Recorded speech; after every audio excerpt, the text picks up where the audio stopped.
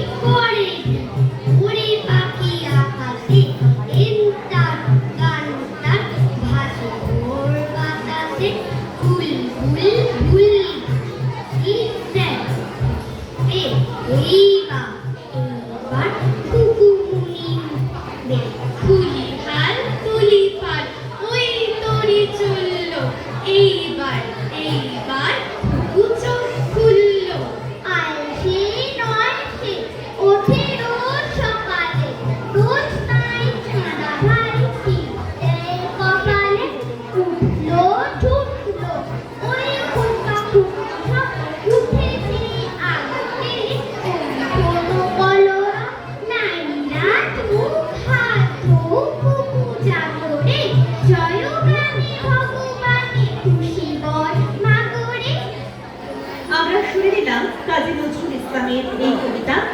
এর পরবর্তীতে যে নির্বাচন দেখেছি, সেই কবিতায় নানান রকম খাবারের কথা বলা হয়েছে।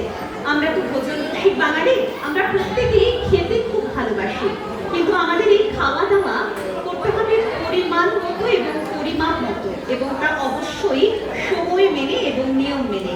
তাহলেই আমাদের শরীর সুস্থ থাকবে, আর শরীর সুস্থ থাকলে মন সুস্থ থাকবে। আর এই কবিতার মধ্য দিয়ে তারা আরো একটি বার্তা আজকে আপনাদের সামনে ছড়িয়ে দেবে। সবার পেটেই খাদ্য জুটুক, সবাই থাকুক ভালো। আমরা যেন প্রত্যেকে দুধে ভাতে থাকি, প্রত্যেকেই যেন আমরা খাবার পাই এবং সকলে যেন সুস্থ থাকি। এই কবিতাই এবারে তারা শোনাবে কবি কৌশিক সোমের ভোজন রসিক। চারিদিকে দেখছি যে হরেক রকম খাবার, কোনটা ছেড়ে কোনটা যে খায়, করবো সবই সাবার। রসিক বাঙালি ভাই, খেতে ভালোবাসি, হরেক রকম খাবার দেখে মুখে চওড়া হাসি। নানান দেশে নানান খাবার আছে, ঢাকায় চাইনিজ, ঘটি বাঙালির লড়াই চলে। চিংড়ি নাকি ইলিশ, নবদ্বীপের দই আছে, রসগোল্লা বাগ বাজারে, সীতাভোগ ও মিহিদানা আর ল্যাংচা শক্তি করে। খাবার দেখে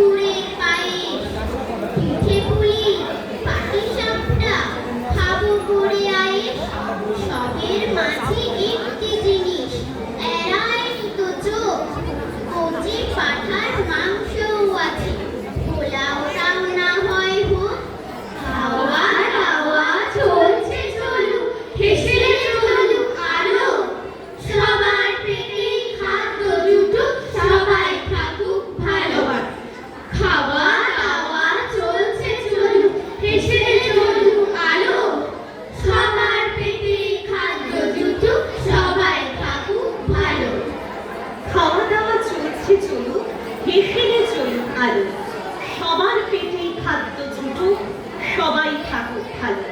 এই খাবারের জন্যই আমাদের বেঁচে থাকা, আমাদের সংগ্রাম। তাই তারা ছড়িয়ে দিল এই বার্তাই, সবার পেটেই খাদ্য জুটুক, সবাই থাকুক ভালো।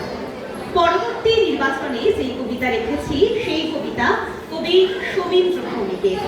এই কবিতায় কবি বলতে চেয়েছেন, বর্তমান প্রজন্ম যারা এখন পড়াশোনা করছে, বেড়ে উঠছে, তাদের কাছে শৈশবের আনন্দগুলো হারিয়ে যাচ্ছে।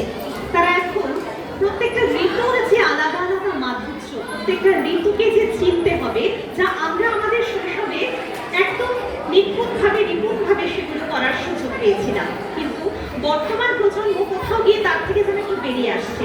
তারা অনেক বেশি কম্পিউটার, ল্যাপটপে মুখ গুজে রয়েছে। তারা মুক্ত আকাশকে দেখতে পাচ্ছে না, গ্রীষ্মকালকে চিনতে পারছে না, বর্ষাকালের আনন্দকে অনুভব করতে পারছে না, শরতের যে আমেজ সেটাকে দেখতে পারছে না। কিন্তু এইগুলো তাদেরকে জানতে হবে, চিনতে হবে, এবং প্রচুর পরিমাণে পড়াশোনার সঙ্গে সঙ্গে গান শুনতে হবে, নিজেদের মনকে ভালো রাখতে হবে, সর্বোপরি শরীরকে ভালো রাখতে হবে। এইরকম একটি ভাবনা নিয়ে কবি শোভেন্দ্র ভৌমিক রচনা করেছেন তার কবিতা চেনাও এদের। পরিবেশিত হচ্ছে কথা বিতানের শিল্পীদের কণ্ঠে। পাঠশালা নেই সেই ছেলে কি, নেই গো জামাই যে, হারিয়ে গেছেন মায়ের বুকে, মুখ দেখেনি নিজে। বই নেই তার ছবি ছড়ার, নেই গো সেলেট খাতা, ক্ষেতের পাশে রেল ঝমঝম, সরল রেখা পাতা। মরচুরিটা দিনের আলো, নদীর ধারে মাঠে, মা রয়েছেন রান্না করে, বাবা গেছেন হাটে। ছুটি লুকোচুরি আছে সকাল দুপুর, সঙ্গে আছে মৃত্যু বন্ধু বিন্দু। এপার ওপার ধুধু ছড়া, সোনা রোদে মোড়া, আকাশ চারি উড়ো জাহাজ, যায় মিলিয়ে কোথা।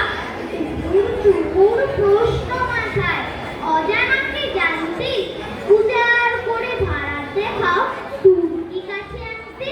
চেনাও এদের বুড়িবালা, ভাগীরথীর পার, সূর্য মাটি বাতাস চেনাও, মানুষ চেনাও আর গ্রীষ্ম চেনাও, বর্ষা চেনাও, বসন্ত আর শীতে। গান শুনিও রোকসান ও রবীন্দ্র সঙ্গীতের। গ্রীষ্ম চেনাও, বর্ষা চেনাও, বসন্ত আর শীতে। গান শুনিও রোকসান ও রবীন্দ্র সঙ্গীতে। গ্রীষ্ম চেনাও, বর্ষা চেনাও, বসন্ত আর শীতে।